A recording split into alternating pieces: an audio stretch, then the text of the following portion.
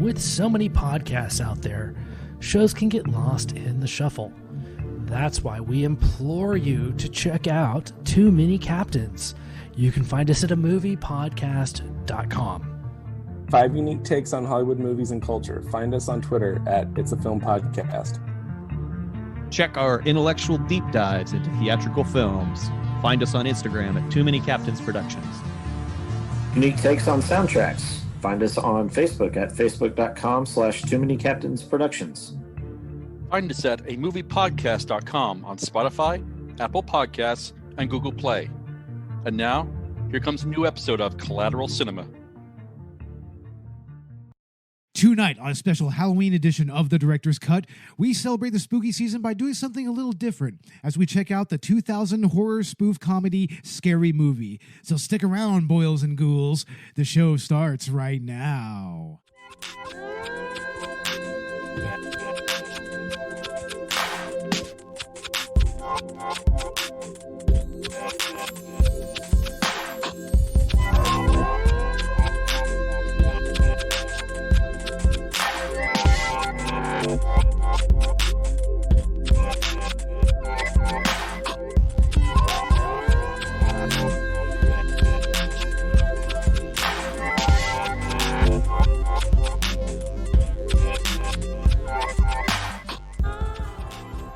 Welcome to Collateral Cinema Director's Cut. I'm Beau Maddox. And I'm Ashley Chancellor. And we are podcasting straight from somewhere in South Texas. And yes, my friends, we are a 420 friendly podcast. So whatever you have, smoke it if you got it.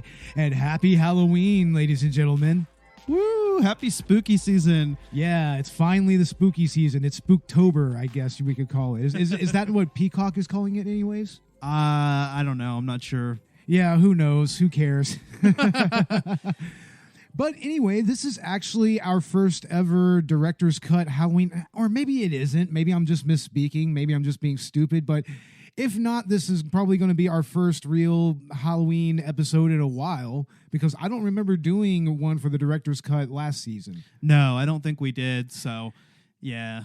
Yeah, I mean, I don't really remember why that was the case, but I mean, here we are now. We're going to go ahead and do that now. So, yeah, I think what happened is we couldn't get everybody together. But this season, I feel like we've really been on top of the month of October.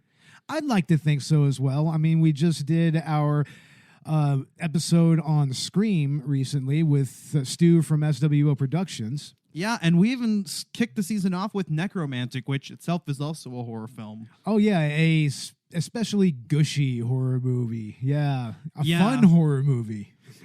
And then we're going to be doing our actual Halloween special and also at the movies review on Halloween Kills. Halloween Kills, I'm probably going to have a little bit of a controversial opinion about that movie, maybe. I don't know. It seems real polarized. I don't know how that will be controversial, but we'll talk more about that on that episode. Yeah, when we actually do the episode and everything. We've seen it now, so. Yeah, definitely.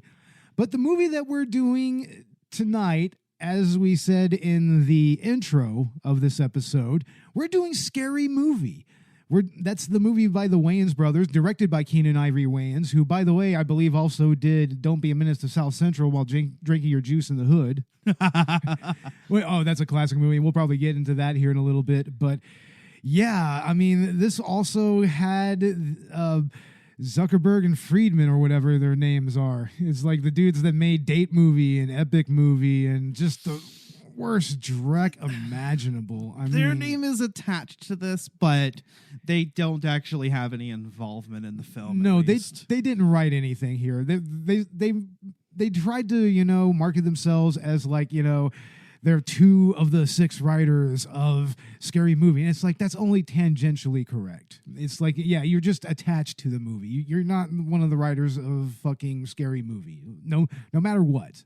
I mean, yeah, maybe after about Scary Movie 3, they started to kind of have a little more control and started directing it. And you could see the quality just completely just dive. Well, yeah, because you didn't have the Wayans brothers attached anymore. Yeah, and the Wayans brothers, I mean, they've had their moments of crap, but they've had moments of brilliance as well. And Scary Movie is definitely one of their moments of brilliance here. I mean, it's the best of Sean and Marlon Wayans, definitely. I mean, it's really, some of their best performances. I mean, Marlon Wayans as Smokey, or that's his name? Smokey or something? Or am I thinking of Friday? I'm thinking of Friday. Shorty, yeah. That's it, yeah. There we go. Yeah, I was thinking of Friday. Wrong stoner. He is actually a great stoner character in this film. He's fantastic, honestly. I mean, ironically, it makes him the most relatable character in the entire movie other than Cindy. Yeah, true. Yeah, I mean, because he actually manages to somewhat survive the movie up till the very end, and it's because of his weed habit that's the case. He actually encounters the killer in the movie, and he gets him high. And that is so fucking great. I love that whole sequence with, the Ghostface killer and his mask is changing. And yeah, it's a lot of really, really innovative scenes. It's straight up. What does he say? Whenever after he rips the bong, that's the tank. Oh, that's some good shit. That's actually a pretty classic stoner scene, like just in and of itself. Fucking really. Great. Fucking awesome, honestly. And I mean, this movie has flaws, but it's not anything that really ruins it for me. I mean, no, I think it very much inhabits what it is. And so, you don't have to critique it from certain standards. Yeah. And I think that it really established itself that way because essentially it's a parody of a parody. I mean, it is a spoof movie of Scream and also I Know What You Did Last Summer, but mostly Scream, and even that itself was a satirical horror film. So it's sort of a parody of a parody. Yeah, and we're going to get to that here in a little bit as far as, the relationship between Scream and Scary Movie, but honestly, when I was thinking about how to actually format this episode and whatnot, it's kind of difficult. It's kind of difficult because, I mean, parody movies are so subjective and so hard to really review in and of itself. I mean, maybe you could do like a nostalgia critic style takedown, which he did of some of those movies, I believe. I think he actually had an episode that was, what happened to parody movies. But anyway, I mean, this movie comes from a very long tradition of parodies. I mean, it kind of goes back even all the way to when the talkies were first a thing back during the silent era, I mean, even going back to something that, Charlie Chaplin did with The Great Dictator. Okay. Yeah, that's true. That's a straight up parody of Hitler at a time when it wasn't really well known that Hitler was a lunatic dictator at the time. They knew that he was up to something, but he was mocked roundly back then. But I mean, Charlie Chaplin was the one that took him seriously and actually used satire as kind of a weapon of, messaging, kind of in a propagandistic sense, but it's still in and of itself a very funny movie. Honestly, it's a long movie, but very funny. I haven't seen it, but I know of it. I've seen clips and whatnot. Oh, yeah, I'm sure you've seen the actual speech that he did. It's like one of the greatest recorded speeches of all time. I think like so. Cinematic or otherwise. I mean, I highly recommend it. Go look it up. Charlie Chaplin, The Great Dictator speech. It's really, really enthralling. But, I mean, movies like that gave way to stuff in the 60s and 70s that were more like, parody movies. They usually were very of their time, like at one time during the 60s and the 70s, there was more like James Bond. That was the big thing. There was a glut of like spy parodies that came out after James Bond became a thing. I think even Woody Allen dipped his toes into that. I mean, it's a movie called What's Up, Tiger Lily, I believe. But, fuck Woody Allen, so. But anyways, it's like during the late 70s and early 80s, it was like disaster movies. And that's where you get the real classics, like Airplane. Airplane is such a funny and fantastic movie, man. It's up there with another purveyor of parodies like Monty Python. It's up there with like Holy Grail as being just one of the funniest movies of all time. And And it's because they really Zaz, which was Zuckerberg, something in Zuckerberg. I don't remember the middle guy's name. Zuckerberg. There were two Zuckers involved there. But anyway, like Airplane is just all gags, and it's just all the better for it. And it's delivered by serious actors. That's what was great about it. You had Leslie Nielsen and Peter Graves, and I think at one time Robert Stack was in the movie somewhere. I mean, it's really interesting how they actually approached the comedy in that movie. Mm-hmm. But I mean, that was one of those movies that really laid the groundwork for parodies, like up to that time, and then afterwards. I mean, of course, you can't talk about this sort of thing without talking about like Monty Python. I mean, we did episodes on the Holy Grail and on Life of Brian. We've talked about both of those. And I want us to get into Mel Brooks as well. I mean, while we're on the subject of spoof movies. Yeah, he was the one who actually elevated it to an art form. Him and the Pythons. I mean, especially with movies like, Robin Hood Men in Tights and Young Frankenstein. Yeah, and of course, Spaceballs and Blazing Saddles. Spaceballs. Oh, man, that is like one of the best parodies of anything, I think. Honestly, yeah. That's a perennially funny movie. A favorite movie of mine. I mean, I remember watching that when I was a kid and just being like, oh man, this is so awesome. Because I mean, even though I was never a huge Star Wars fan, I mean, I knew it well enough that, the parody that Mel Brooks was going for and what he was spoofing, it actually connected and it hit home and everything. And it was just like, oh wow. It's pretty much not unlike Scary Movie, it's a beat for beat retelling of its source material in a way. I've already decided. What? Next season we're doing Spaceballs. Okay, right on. I'm down for that all the way. We're doing the Star Wars prequel trilogy next month. Yeah. So it's only natural. It would be the perfect thing to follow up with next season. Exactly. That would be absolutely perfect. And we've even gone so far as we did Fanboys. So yeah, Fanboys is not so much a parody. Fanboys was more of a straight satire, I think. Exactly. Yeah. So it will be kind of interesting to talk about all of those, but.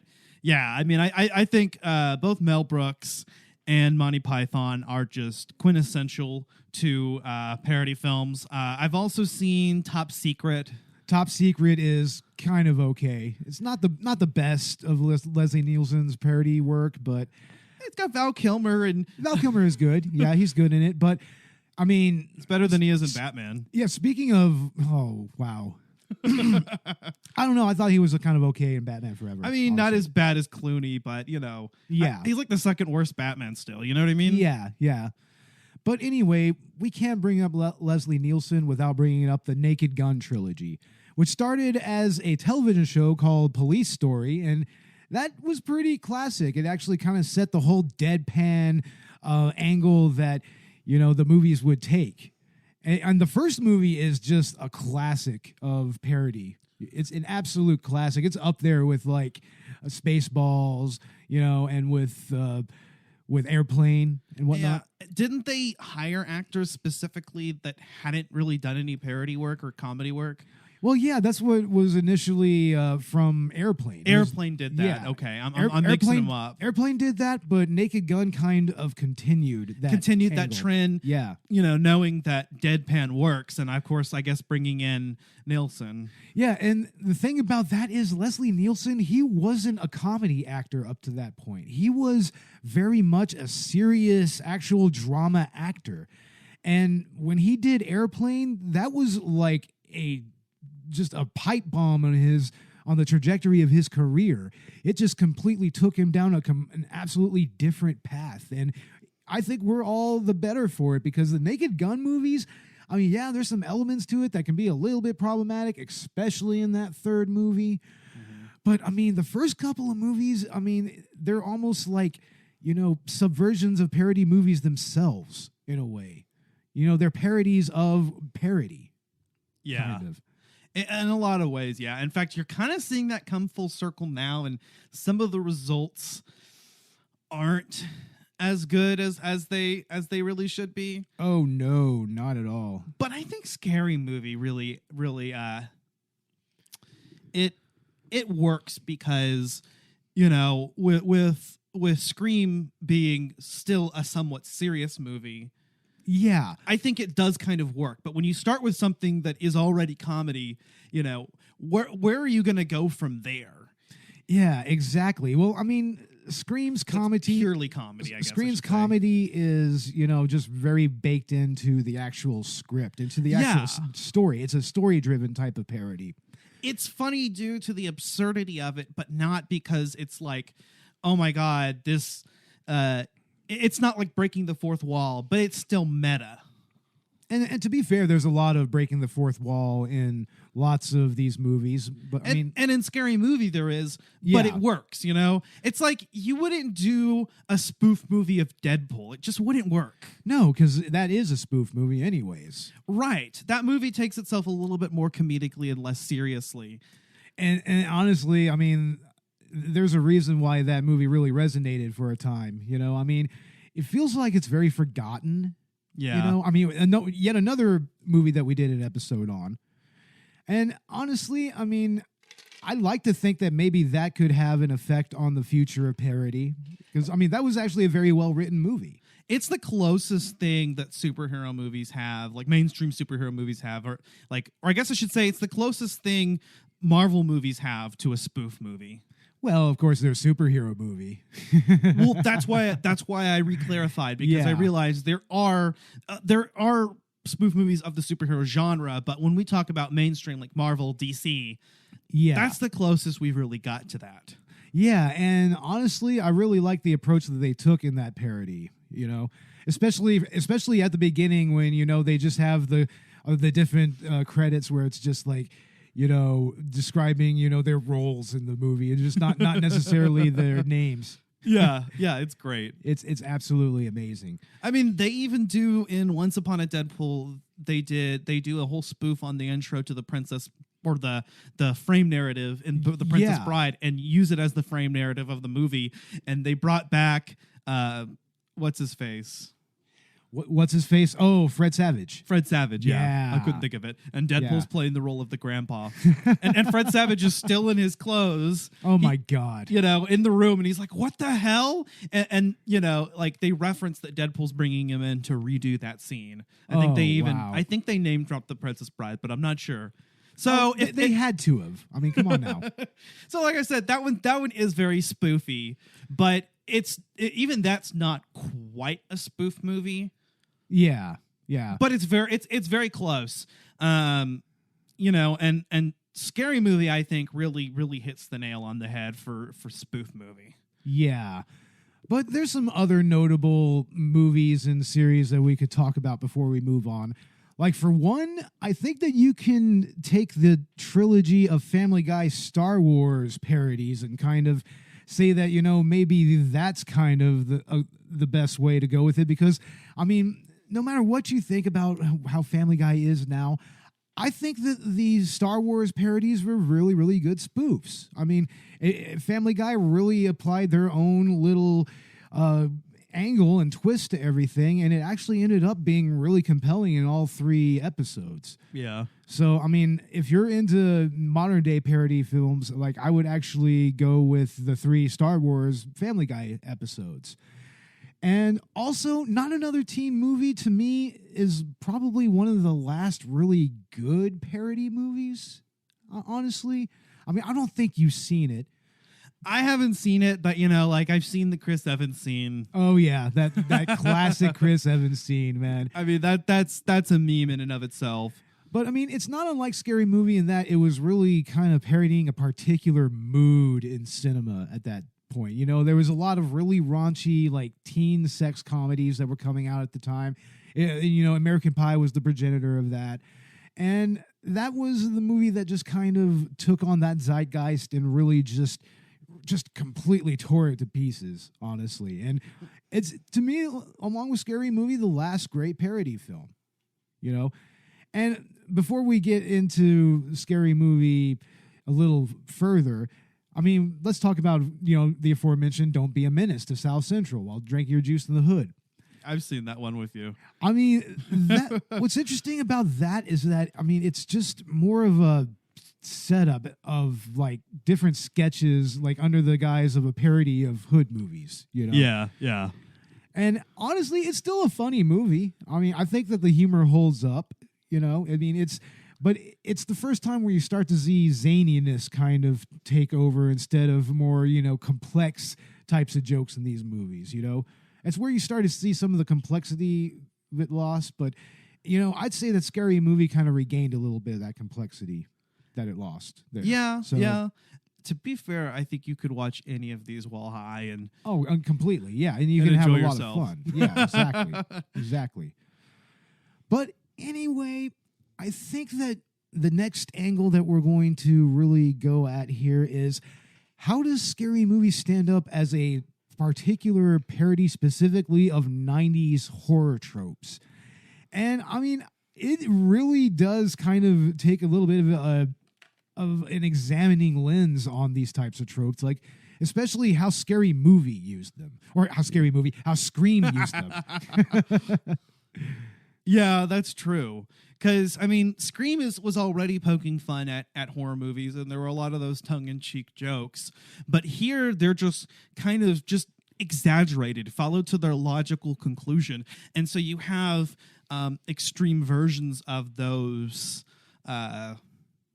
tropes. Yeah. Exactly. And even some others, you know? And funny enough, they don't just pull from Scream and I Know What You Did Last Summer, which are the two main plots, but there's several references to all kinds of horror movies and even some non-horror movies as well. Yeah, like especially the ending, which we'll get to here a little closer to the end of the episode. But yeah, I mean, I really like how it utilized its source material here, you know?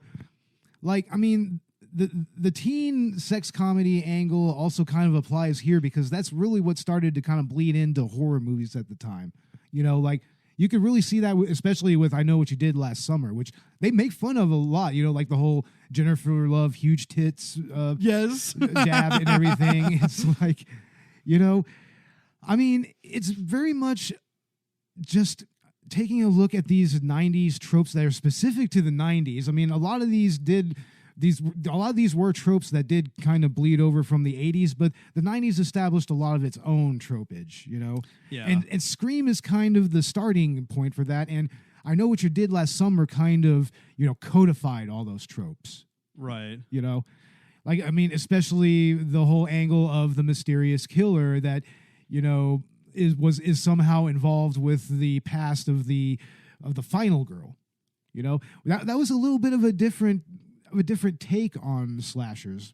You know, like, I mean, you had like Michael Myers, like he's just killing just because he can, and you know, you have Jason, he kills because, you know, he was wronged.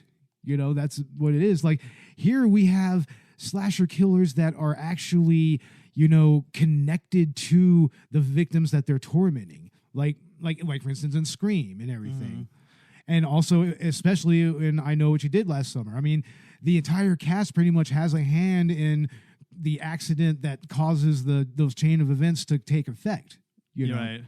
So I mean, I really like how Scary Movie kind of just took all of that and just ran with it. And I like how the I Know What You Did Last Summer plot is interwoven into the Scream plot. I think it's done really well, and even how a lot of the other horror movie allusions are implemented into the story. Doesn't it kind of make sense. Doesn't it kind of say something about Scream and I Know What You Did Last Summer that you could take their plots, pretty much mix them together, and it doesn't even miss a beat? I mean, I don't know if you've seen I Know What You Did Last Summer. I haven't, but I know the general outline of it, and I know what Scary Movie was doing with it. Yeah. And I like how they use that, and basically they just throw that into the backstory of replacing, of course, Sidney Prescott's whole her mother, the backstory with her mother. Yeah. You know, it replaces that instead, and it's this thing that the character Cindy was involved in, and all the other characters. Yeah. So, you know, I think that they do a really good job kind of working those plots at the same time. And they even kind of subvert your expectations with the reveal of the killer. Yeah, and honestly, I think that that's another trope that this movie really exaggerates and just takes to the nth degree is the whole twist angle. Because by that point, we've already had, a couple of M. Night Shyamalan movies, so he's already introduced that type of, trope into the cinematic lexicon. So, I mean, but also using The Usual Suspects as a conduit for that. I mean, I thought that was actually a really decent callback when you really think about it. Yeah, the twist ending is actually a lot of fun.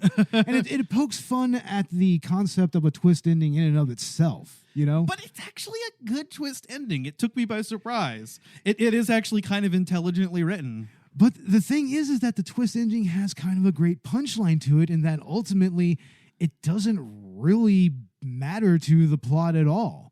No, I mean, the actual killers throughout the movie are, Marlon Wayne, are Sean Wayans and, Cindy's boyfriend. I mean, that's what I kind of feel like. They're the actual main killers within the narrative. Well, no, I think they established that they were going to kill, but they didn't actually do it. Oh, yeah. Doofy actually was the one that killed everybody. Oh, yeah, that's right. Well, I'm stupid. I'm not remembering this shit well at all.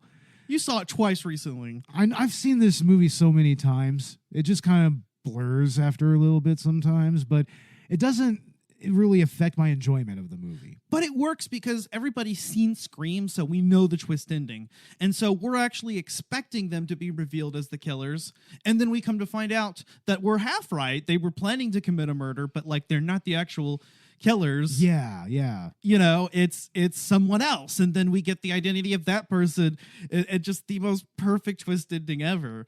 And I really enjoyed that. I love how they took that and they worked off of it, because everything else beat for beat is pretty much almost everything else is Scream, right? They even make fun of it at one point in the movie where, one of the characters comes up and he's like, wasn't it Shorty? Yeah, it was Shorty. And he was like, yeah, this is exactly like Scream. I mean, the dialogue is exactly the same. Did you guys see that movie last year or something? Whatever he says, Oh, yeah. It just pretty much just lays its hand out bare right there. Yes. Just be like, yeah, this is what we're doing. And they do. I mean, it even starts out the exact same way. You've got a Carmen Electra playing a character named Drew. Yeah, that is perfect in and of itself. Instead of Drew Barrymore. And it's just fucking amazing. I mean, that totally sets the tone of the movie. Just like in Scream with the Drew Barrymore scene. I mean, it's actually a really good note-for-note retelling of that scene that still uses sight gags to good effect. Yeah. And it mostly ages well. There are a couple jokes in there. I mean, they do rely a little bit on race jokes and homophobia to some extent. Ableism. But they're jokes. I don't think they're meant to be taken it seriously. After all, this was directed and written by black people. So any of the jokes aimed at black people, are kind of in that taste. I'm reporting for black TV. White people are dead. We'll get the fuck out of here. Right. So, I feel like it's okay to laugh at those. That's one of the best jokes in the entire movie, I think. Honestly. Actually, it is. That is one of the best things. It's they just got the fuck out of there. I respect that. I don't know. I just really like the what's up scene with the killer. And then, of course, whenever he's just getting along with them and, getting high and shit. Oh, that's great, man. Both of those is just fucking... I love it. But, I mean... in many ways, it's kind of both a parody and maybe even kind of an homage to that particular era of 90s horror. I mean, not only did you have Scream and I Know What You Did Last Summer, you also had stuff like The Faculty, you had stuff like The Craft and Cry Wolf. Cry Wolf, which is actually a bit of a deconstruction of these types of movies in and of itself. Not necessarily in a satirical kind, just more in a straight narrative type. Yeah, okay. Yeah. But, I mean... the next angle that I wanted to tackle here when it comes to this movie, because like I said, it's difficult to really review this movie on a narrative sense. Maybe when it comes to the characters somewhat, but as far as the narrative, you can't do as much of an analysis there. I mean, it's kind of like our last episode, Blade. I mean, this isn't like a masterpiece of cinema or anything. Yeah. But it's a hell of a lot of fun. Yeah. But I kind of wanted to talk about how in many ways it kind of feels like a love letter to the movie Scream and to I Know What You Did Last Summer itself. Like, I mean, I think that's really what makes this movie work, is that it's still it's self-aware, but it's also still a little bit reverential to its source material, if you get what I mean. It is. I really do think so, because, you know, in some of the later attempts at spoof movies, you know, it's sort of just like they're just throwing things in there for the sake of referencing them. This uses those, and not only that, but you know, it's not necessarily it's not even really making fun of Scream. It's just taking it to its logical extreme. Hello. Want to have a little fun? Who is this? Tell me your name and I'll tell you mine. I don't think so. Do you like scary movies? What's that noise? Oops. I farted. I didn't think you would hear me. Oh, stinky. From the people who had nothing to do with Scream. Daddy! Daddy! Decker got killed last night. She sits next to me in English class. Was she a friend? No. I was gonna cheat off her test today. They didn't make the rules. Oh my God, he's dead! They're just too stupid to follow them. We have to call the police. No way! I ain't going to jail. It's okay, I'm fine. We'll get rid of the vibe. This summer, there are certain rules to follow in order to survive a horror movie. Rule number 1. don't answer the phone. I'm in the house. You know where I am. You're behind the couch. I can see your feet. What? Oh. Don't run in the woods. I'm so scared right now. Don't talk to reporters. The press only wants to interview the most ignorant person they can find. I'm on TV! Oh, gee! First cops, now this! And whatever you do,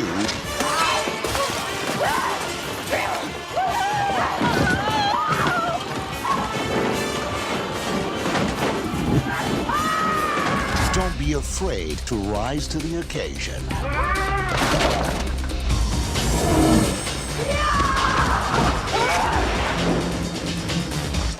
Oh! Ah, gee.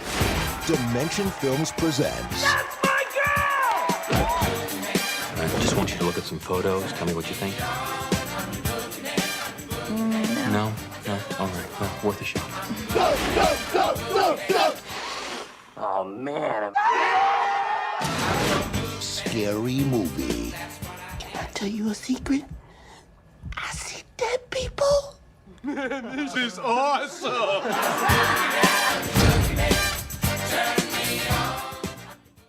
I mean, in one scene, you've got in Scream, you've got in the garage scene where you've got the best friend of the main character, Rose McGowan. That's Rose McGowan. Yeah, and you've got her just sort of kind of criticizing, the way that the Ghostface killer is working or whatever. But then you've got, of course, in this movie, they have the garage scene, but they actually throw this earlier in the film, and it's in the school in the locker room. Yeah, that's with Shannon Elizabeth's character. When you have Shannon Elizabeth's character just kind of just taking that to literally the next level, and while she's getting stabbed and even decapitated and shit, she's just criticizing the killer the entire time. Like, and this is so cliche. I love how the killer is just like, oh God, stop, just stop. He's just so frustrated with her. They do the head nod and everything. It's what's funny, but then it just keeps going. Yeah, and that's where that's one of the moments in this movie that really made me feel like this film doesn't give a fuck. No, it doesn't. No fucks given. But I mean, it's just really how this movie, it just follows the actual storyline of Scream, like note for note, and like we said, managed to find a way to throw I Know What You Did Last Summer in there. Yeah, into the backstory, and even kind of throw that back into the way that the killer gets revealed. And so I think that it's, I think that it's well done, even with the low budget that they had. And I think the kind of short production time that this it was only really put together in like less than a year, right?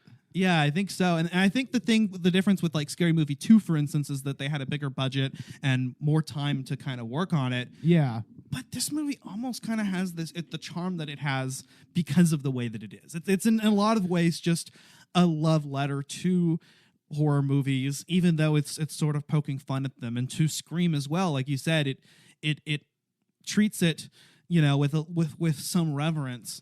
And I think that there's more of an aspect of, the writers kind of the Wayans brothers actually expressing how they really, the story that they actually want to, I guess I should say. Yeah. No studio interference or. And it's sad what happened with their involvement with Scary Movie and everything. Like they had their creation taken away from them like by the third movie. Yeah. I mean, we probably could have gotten a little glimpse of what was to come. I mean, Marlon Wayans did make another parody of horror movies. He made a parody of like Paranormal Activity and Sinister and all that. Wasn't a haunted house? Yeah, it was a haunted house or something like that. I'm not really sure what the title was. We'll figure it out afterwards. I think that's the one he did, a haunted house. Yeah, but I mean, that was actually interesting because they actually managed to fit the parody within the framework of a found footage movie. That's what was kind of brilliant about it. They managed to parody found footage movies by making a found footage movie. That's awesome. They do that a little bit. There is that callback to Blair Witch Project, but it's just for the one scene. If they made an entire movie from that's amazing. I love it. Yeah, man. Oh, and yeah, the Blair Witch Project parody in this movie, top notch with Sherry O'Terry. Yes. It's after she's literally up there reporting on the killer as he's killing his latest victim. And she's just like, get the fuck out of here. Don't you fucking put me on camera.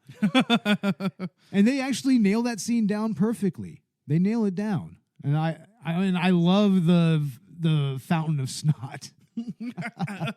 What is it? Gail Weathers. Gail Weathers is the original character. That's the original. It's like, I don't remember what her parody name was. I don't remember. It was God something. God damn it! We need to stop shibbying so much. It was more. it was definitely more on the nose. Oh, definitely. But I mean, I guess that we can probably start kind of wrapping things up a little bit here. I mean, we don't want to keep the boils and ghouls from their trick-or-treating. Isn't that right, Ash? Oh, yeah, that's true. We don't want to keep them waiting from their candies, most of which are not vegan, but... Oh, fuck you. Whatever. I guess we just find some vegan edibles and celebrate that way, right? Hey, you know what, guys? Watch your kids' Halloween weed this year. They might slip in some candy. Stupid. But yeah, we'll go ahead and start getting into our final thoughts about Scary Movie. Like, Ash, we'll start with you. Take it away. Scary Movie, like I said before, is just a lot of fun. And it definitely appeals to, I think, stoner culture in a lot of ways. I mean, in particular, there is that scene, and there is the one character, Shorty. But I think, just the overall plot appeals to that. It's a very fun movie. It doesn't take itself too seriously, and yet it still exhibits kind of a charm. And there's a quality to the direction. There's a relatability to it, I feel. Yeah. I mean, this doesn't feel like it talks down to its audience. No, ever. It doesn't. And a lot of the other scary movies I've heard, I've heard do, and I haven't watched all of them, but I was pleasantly surprised by this movie. I didn't expect it to be as good as it was, I guess I should say. Yeah, and honestly, you should totally watch Scary Movie 2. I mean, it's good for what it was. They managed to put it together in less than 9 months, which is kind of impressive, and that is kind of where you see the mishmash approach to parody kind of being implemented there, but that was still when the Wayans had their hands on it. And so, I mean, it was still a very funny and quality comedy movie, And at that point, they were making fun of, like House on Haunted Hill and whatnot, and more like haunted house movies. I mean, and later on, they'd start parodying, like, the Japanese horror movies and whatnot. I guess there's really only one more thing I really have to say about Scary Movie. Yeah. What's up?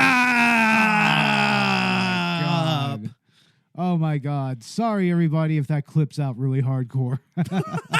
God damn it. You need to tell me these things in advance. Oh, was I supposed to mouth it? I guess so, or something. It's like you don't even know what that's from. It's from the Budweiser commercial. Okay, you only saw that because you saw it on YouTube. You only found out today. Okay, you're right, but I thought the scene stood on its own. I watched it and laughed my ass off. There's that last part where he's just like, "What are you doing?" To be honest, chilling, killing.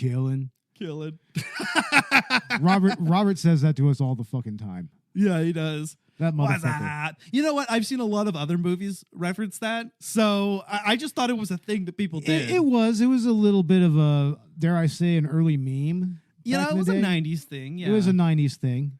Yeah, it was a 90s thing. If you're not a 90s kid, then you're not something, the peak of blah, blah, blah. The peak of civilization. These were the greatest times of your life you didn't even know. I've seen memes to that effect, honestly. But yeah, for me, Scary Movie is one of those films that's, like a really, really big, comfortable blanket. Like I can just put it on, just dive in, and I know that it's going to be comforting. I know it's going to be funny.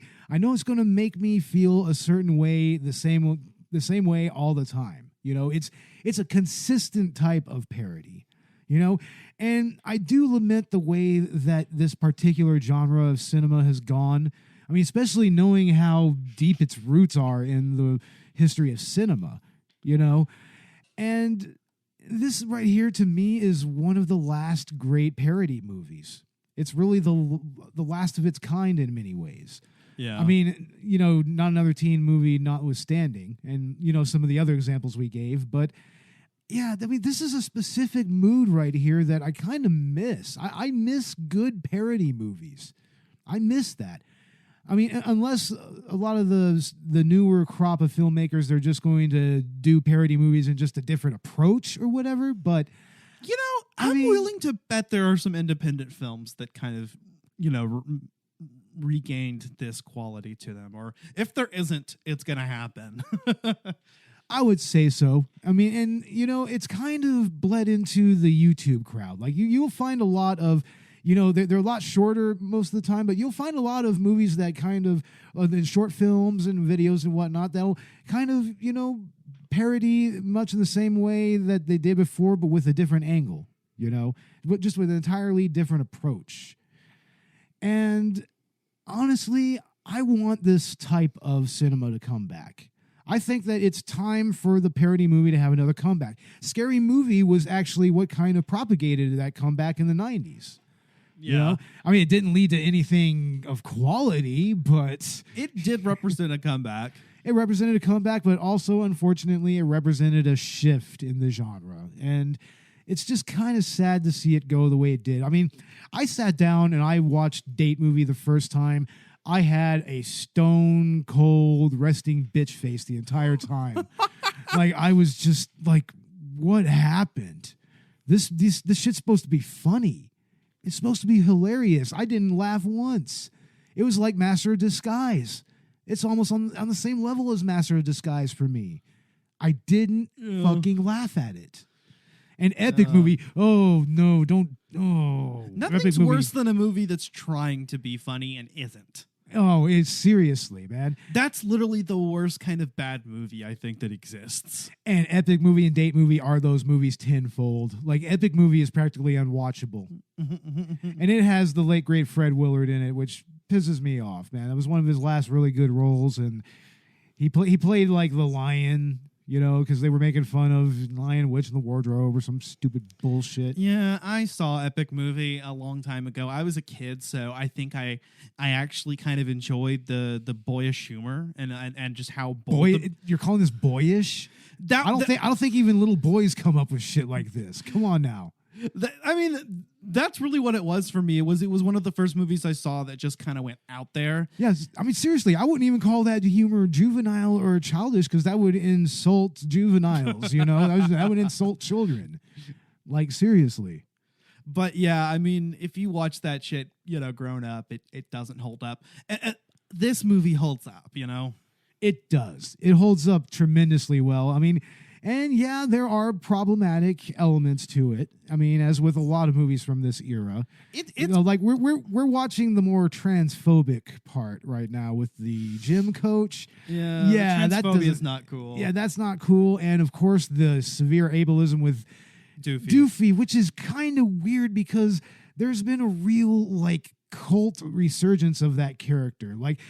Like the actor who did that character, he actually reprised the role going around in California during the pandemic. Yeah, you talked like about this. With this 6-foot plank of wood with a bunch of dildos, like in full character, like trying to get people to socially distance. And it was actually kind of awesome, you know? You know, it's funny. And as somebody that has autism, I take it in good stride. I don't think that kind of humor would really fly today. No. But I think it's mostly okay. And of course it sets up that, you know, twist ending. Because Doofy is an endearing character. And actually, you know, in reality, you're right. It sets up the twist ending. I mean, if you think about it, because he really wasn't actually mentally challenged. No, he wasn't. He was playing the role. It kind of makes it okay. So I mean, within the confines of the movie, it actually makes even more sense because that seems like exactly like what a bastard killer would think that, you know, mentally challenged people are like, you know? Exactly. You see what I'm saying? Yeah. I mean, it makes sense that he'd be ableist to that degree. So, yeah. But yeah, I think that this is, you know, just a classic. It's especially fun to put on around Halloween. I mean, I'm sure that maybe that's a good little tradition to have, like maybe midway through October is just watch all the scary movies. Just throw all Abandoned in the Wind and just watch all of them. Yeah. It's not going to be a good experience, but it'll be an experience. Needless to say. So, yeah, check out this movie, maybe the second movie, and then afterwards just mourn the death of our beloved parody genre. Please, let's hope that it makes a comeback. Because I think that in this day and age, we need a good parody movie. I mean, I know that real life in and of itself is kind of a farcical parody of itself, you know. But, you know, maybe we need something like this again. Not another pandemic movie? No. We already had that. That was the Corona Zombies movie. Is that a thing? No, that's 100% a thing. Yes! And it's from Full Moon Productions. And they have a Tiger King movie, and they have a Murder Hornets movie. Yes, yes, that happened. That happened in 2020. We are in the strangest timeline. Seriously. Oh, my goodness. But, yeah, that's our thoughts on Scary Movie. And we do hope that everybody has a happy Halloween. And as we said at the beginning of the episode, we still have lots of Halloween goodness to give you for the rest of this month. Of course, we have our Scream episode, which is going to be coming out with Stu from Stu World Lord Productions. We're going to have our Halloween Kills episode. Hopefully, we'll have Robert on that one because he's our resident Michael Myers Halloween expert. You know, he knows all the timelines and everything. Yeah, true. And then we are going to do the Horrific Hope Mental Health Awareness-a-thon with victims and villains and a bunch of other podcasts. And we're going to be talking about the illustrious Elvira, a.k.a. Cassandra Peterson. And we're going to review Elvira, Mistress of the Dark. And we're just going to talk about this iconic character and the woman behind it. I mean, it's really, really awesome. She's a real wholesome character, and I think that it's worth talking about. And look forward to Collateral Gaming at the Victims and Villains live stream as well. We're going to be doing something horror video game related. Haven't quite figured it out yet, but we'll figure something out. And we're also doing our Halloween special. Dude. a live stream of Five Nights at Freddy's. That could honestly work.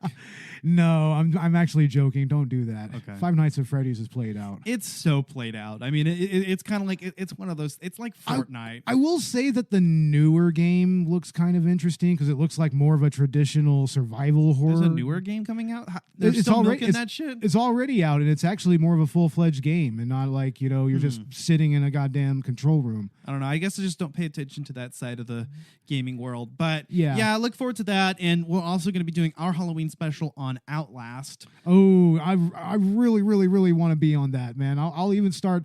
When are you going to record that? Probably closer to Halloween. Cool. Like I'll watch some gameplay footage or something, or I'll find it and I'll play it or something. Yeah, I'm thinking probably next week we'll probably, because that's like a good disturbing game. You know how we do disturbing movies? Well, that's a disturbing game right there. It is. It is a disturbing game. I'm almost scared to play it. Right? Actually, I have to take breaks. It's nothing for me. I've been playing violent, gory video games and watching violent, gory movies for most of my life. It's not that it's violent or gory. I can deal with that. Yeah. It's just legitimately terrifying. Oh yeah, the subject matter. I mean, you're going into a mental health facility. Not even the subject matter. It's just the psychological horror that it plays on. Yeah. In terms of gameplay. But we'll get into that, of course, on that episode. But yeah, look forward to that and something Halloween related for the bonus round as well. Yeah, that'll be interesting to see. I'd like to see what y'all pick. It's like maybe go back and pick, horror related stuff from like the 16-bit era or something. That could be cool. Or from the PlayStation era. Like go over like the most notable survival horror games on the PlayStation or something like that. That could be cool. Yeah, those are suggestions, But, yeah, we'll figure something out. But yeah, and maybe I want to be on that episode depending on what you pick. But yeah. Yeah, for sure, man. We'll do that. But yeah, I'm looking forward to the rest of Collateral Cinema Season 5. I mean, we've got a lot planned. I'm really excited about it. Yeah, next month is the prequels, the Star Wars prequels. Next month is the Star Wars prequels. With the Spy Hards podcast, which, by the way, I need to get with them here pretty soon. Maybe we could throw in our director's cut that month. Could be something related to Star Wars. Like, yeah, I'd love to get into like either Clone Wars or Mandalorian or Clone Wars. I'm actually more familiar with Clone Wars than with Mandalorian. It could be cool. Yeah, because I mean that came on Toonami for a little while. Or maybe talk about the new Clone Wars kind of sequel series or offshoot, which is The Bad Batch, which is actually pretty good. The Bad Batch. Okay. Maybe throw that in there. I don't know. We'll figure something out, but yeah, definitely. But that's something to look forward to. And as for Collateral Cinema Director's Cut, I think that we're probably going to be diving into Cowboy Bebop very soon. Like, I mean, I'm kind of debating what to do there because I think that it would be cool to do a recurring series, on the director's cut, like maybe every other month or so, where we dive into a specific episode of Cowboy Bebop. Like maybe even just make that a podcast on its own. I don't know. Like just a limited series podcast or whatever. That could be cool.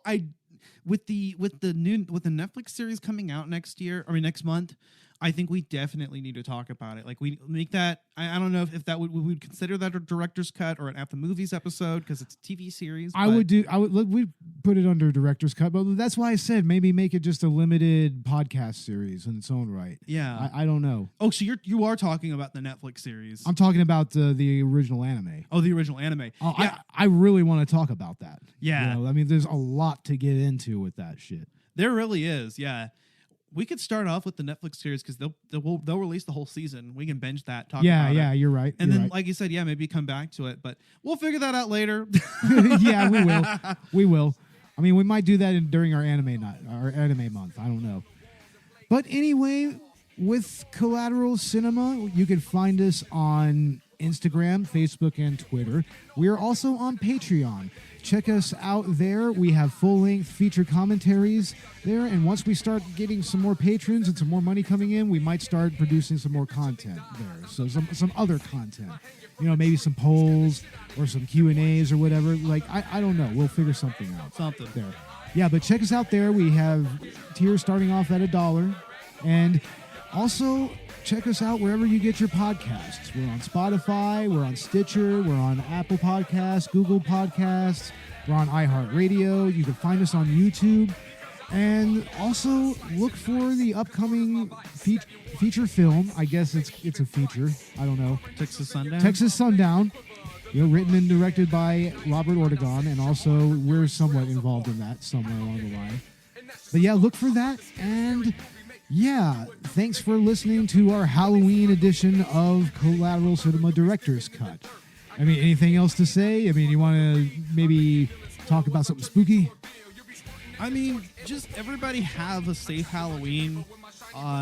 Obviously, we're still on pandemic rules, but if you're going trick-or-treating, just be safe and follow, general precautions. And everybody watch your back out there. Yeah, definitely. Watch your back. kids' candy and whatnot. Exactly. And smoke that Halloween weed. Yeah, don't be giving your edibles to kids. Don't be giving your edibles to kids. Not that anybody does that anyway, but Right. But anyway, with that said, I guess that we can go ahead and close this episode up. Happy Halloween, boys and ghouls. Collateral Cinema Director's Cut is out.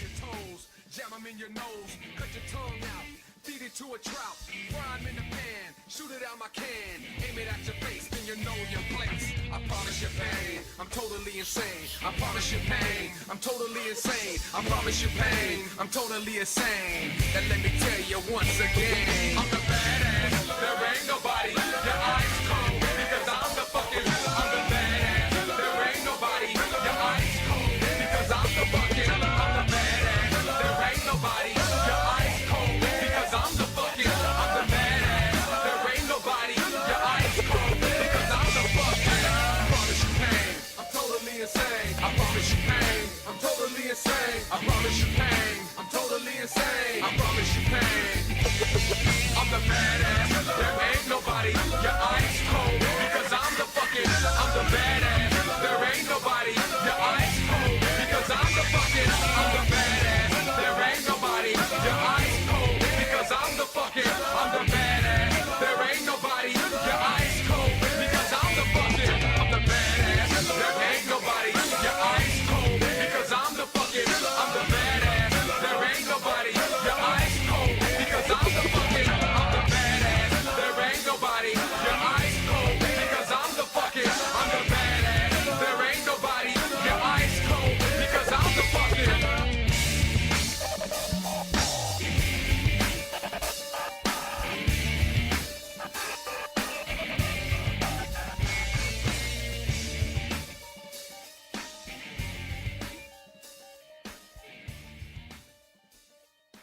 Collateral Cinema is a Collateral Media podcast. All music and movie clips are owned by their respective creators and are used for educational purposes only. Please don't sue us. We're poor.